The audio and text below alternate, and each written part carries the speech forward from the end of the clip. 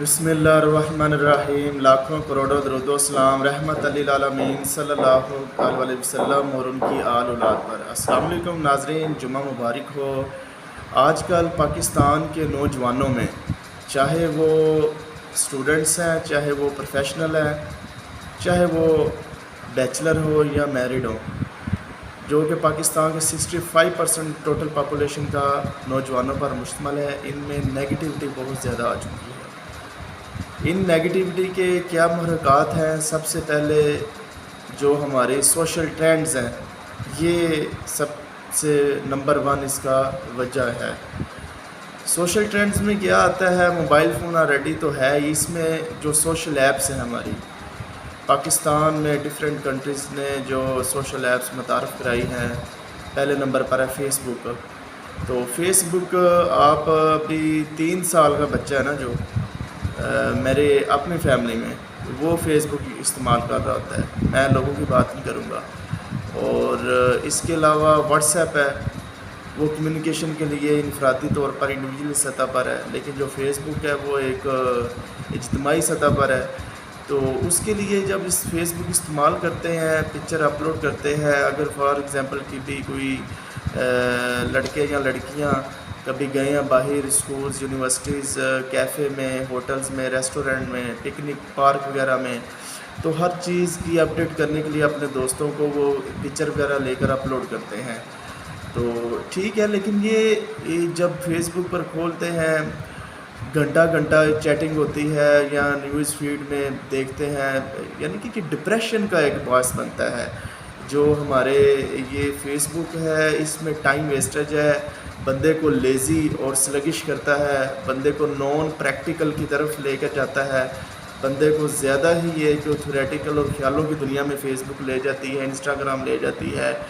اور اس کی وجہ سے لوگ جب اس کا یہ اثر ہے سب سے زیادہ کہ جب ایک دوسرے لوگ مٹیریلسٹک ہو جاتے ہیں، یعنی کہ ایک دوسرے کو دیکھتے ہیں تو وہ خود بخود کوئی نہ کوئی سوچ لے کر آتے ہیں، تو اپنے آپ کو دوسرے کو موازنہ کرتے ہیں۔ یہ نہیں کہ صرف مڈل کلاس یا غریب لوگ ہی دوسروں کو امیروں سے موازنہ کرتے ہیں، جو ریچسٹ لوگ ہیں، ایلیٹ کلاس ہیں، وہ بھی مڈل کلاس اور پور سے جو ان کے پاس چیزیں ہوتی ہیں، یعنی کہ وہ کمی فیل کرتے ہیں، تو اللہ کی ناشکری آتی ہے اور زندگی میں مایوسی ہوتی ہے۔ یہ سب سے یعنی کہ جس سوشل ایپس مٹیریلزم کی جو تھیوری ہے وہ کھلا رہی ہے، بڑی تیزی سے پھیل رہی ہے، یہ بڑی پری پلان طریقے سے پھیل رہی ہے۔ میں کوئی کنسپریسی تھیوری کی کوئی حمایت نہیں کر رہا، میں ایک جو حقائق ہیں جو دیکھ رہا ہوں ایک معاشرے میں وہیں آپ کو بیان کر رہا ہوں، اسی کو لے کر چل رہا ہوں۔ تو اس کے علاوہ جو سب سے زیادہ پچھلے 3-4 سالوں سے ایپ چلی ہوئی ٹک ٹاک، اب اس کو دیکھتے ہوئے اسنیک ویڈیو بھی آ گئی ہے۔ پاکستان میں ایک دفعہ یہ بین ہوئی ہے، لیکن یہ پھر ایک مافیا جو ہے جو یہ چلا رہا ہے اس کو، یہ ہے تو چائنا کی ہے، لیکن چائنا میں آپ دیکھ لیں کہ اس کا کس طرح استعمال کیا جا رہا ہے۔ پاکستانی یوتھ کو دیکھیں، ان کی پاپولیرٹی کے لیے 4 دن کی چاندنی پھر اندھیری رات، انہوں نے اپنی مشہوری لینے کے لیے لڑکیاں جو کہ کبھی اپنی فیس بک پر کبھی تصویر نہیں تھی کسی کو سینڈ کرتی، ایون کہ وداؤٹ فیس بھی تصویر نہیں تھی سینڈ کرتی، یہ کل کی بات ہے، اور اپلوڈ بھی نہیں تھی فیس بک پہ کرتی، کیا کہ عزت کا مسئلہ ہے۔ لیکن آپ کبھی یہ سوچیں کہ وہ لڑکیاں جو کبھی گاؤں میں بھی کبھی باہر نہیں تھی نکلی یہ چادر کے بغیر بھی، یا شہروں میں بھی وہ اتنا سسٹم نہیں تھا لیبرل، لیکن ٹک ٹاک پر آ کر لڑکیاں نے اپنی ساری حدود پھلانگ دی ہوئی ہیں۔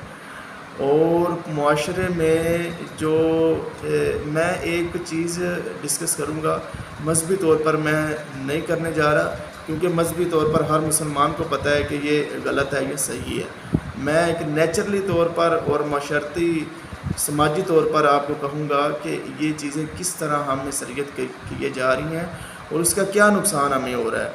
تو یہی چیزیں ہیں جو ٹک ٹاک پر ویڈیوز بنتی ہیں، نوجوان دیکھا دیکھی، لڑکے لڑکیاں دیکھا دیکھی ٹک ٹاک پر آ کر وہ اپنی زندگی کا نہیں سوچتے، اپنی فیملی کا نہیں سوچتے، اپنی جو سب چیزیں چھوڑ دیں۔ اللہ تعالیٰ نے جو اس کو صلاحیتیں دی ہوئی ہیں، وہ صرف اور صرف آپ 1 منٹ کی یا آپ 15 منٹ کی جو ویڈیوز بناتے ہیں، سیکنڈز کی، 30 سیکنڈز کی، 1.5 منٹ کی، یہ ویڈیوز بناتے ہیں اور اپنی زندگی کا ایک حصہ آپ ضائع کر دیتے ہیں. یہ دھوکہ دہی ہے. ٹھیک ہے, انسان مسلسل خسارے میں ہے. تو ہمیں ہوش کے ناخن لینے چاہیے. ہماری منزل یہ نہیں تھی کہ ٹک ٹاک پر آپ آ کر کوئی پیسے وغیرہ کمائیں. دیکھیں نا, ایک با عزت جو گھرانے کے لوگ ہوتے ہیں نا, با عزت, با وقار اور با شعور لوگ جو ہیں, تو وہ اس طرح کی حرکتیں اوچھی ہتھ کنڈے استعمال نہیں کرتے. یہ ٹک ٹاک پر آ کر آپ کیا میسج دینا چاہتے ہیں ہماری کمنگ جنریشنز کو, ہمارے جو یوتھ ہے ہمارا, جس میں پوٹینشیل اتنا ہے کہ وہ کوٹ کر بھرا ہوا ہے. تو یہ چیزیں سب سے زیادہ یہ ایک دوسرے کو ڈپریشن کا باعث بنتی ہے. جن کے پاس اگر دیکھیں ہمارے کتنے نوجوان 90% نوجوان ہمارے غریب ہیں. ٹھیک ہے, تو ان کے پاس وہ فیسلٹیز نہیں ہے, وہ مٹیریل نہیں ہے جو ٹک ٹاک پر وہ دیکھتے ہیں. پھر وہ حسرت کے ساتھ وہ ٹرولنگ کرتے ہیں, دیکھتے ہیں, اور اس کا فائدہ وہ ٹک ٹاکر کو ہوتا ہے. لیکن آپ دیکھیں, آپ اسٹڈی پہ, آپ سپورٹس ایکٹیویٹیز پاکستان میں بہت کم ہو گئی ہے, جس کی وجہ سے فزیکلی طور جو پاکستانی ہیں وہ بہت کمزور ہو چکے ہیں. کیوں فزیکلی طور پر کمزور پاکستان کیوں ہو چکے ہیں؟ ان کو صحت کے مسائل اتنے زیادہ کیوں آ چکے ہیں؟ صرف اسی وجہ سے آ چکے ہیں کہ زیادہ وقت ٹک ٹاک پر, فیس بک پر, انسٹاگرام پر, کمپیوٹرز پر, ڈرائنگ روم میں, کمروں میں یہی گزارتے ہیں.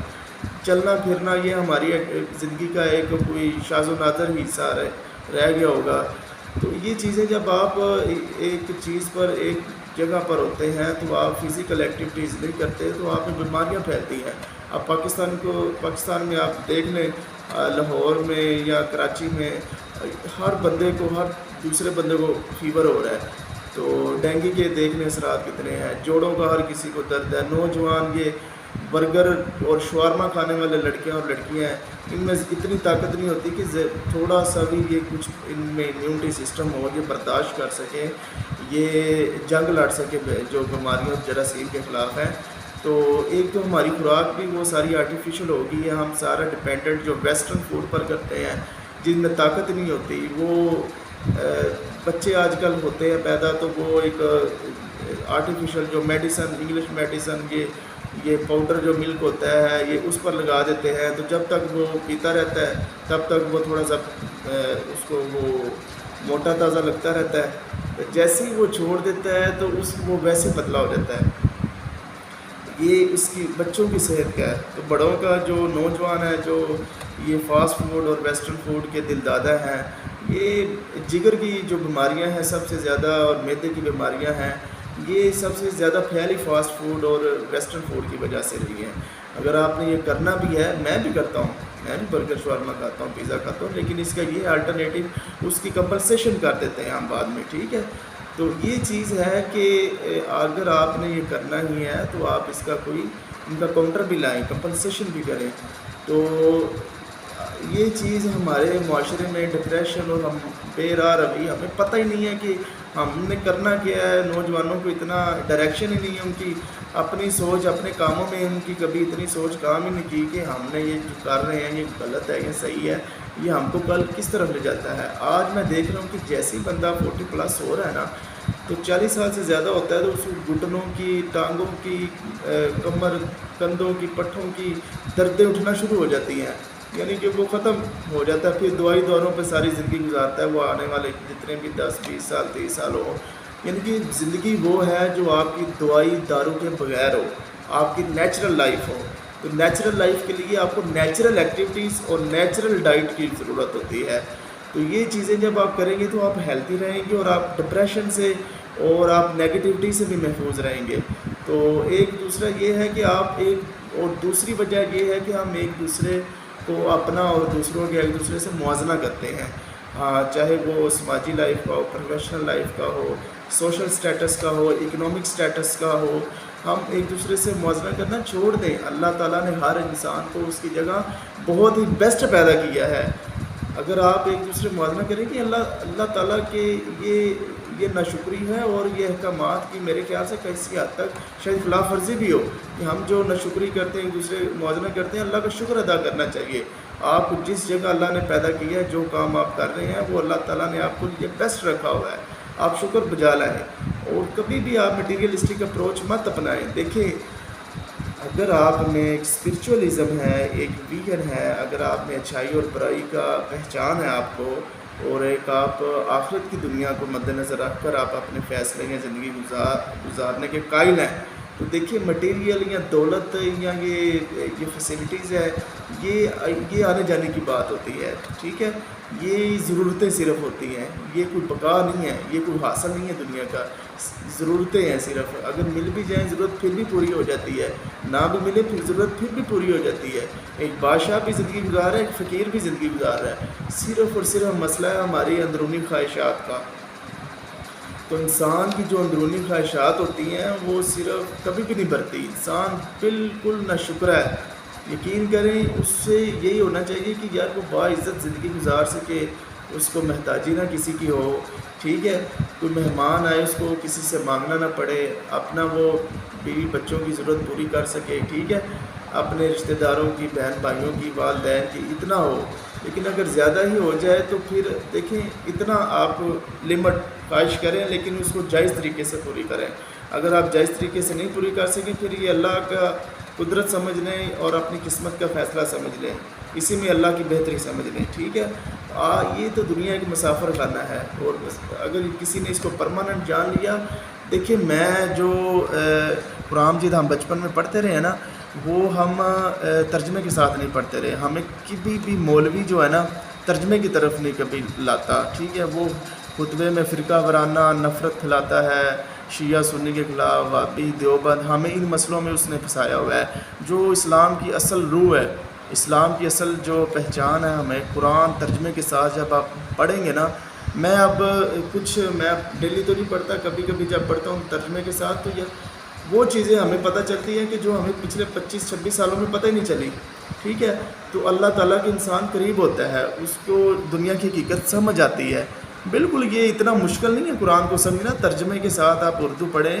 یہ ایسے مولوی کہتے ہیں کہ اس کو پڑھنے کے لیے کوئی علماء کی کوئی ضرورت ہوتی ہے سمجھنے کے لیے. ٹھیک ہے، تفسیر بھی آپ میں موجود ہے، تو ایک ترجمہ دیا ہوا ہے. اللہ تعالیٰ بار بار وہ وارننگ دے رہا ہے انسان کو، بار بار، صرف مسلمان یا کافر کو نہیں، انسان کو چاہے کسی بھی مذہب سے، وہ وارننگ دے رہا ہے.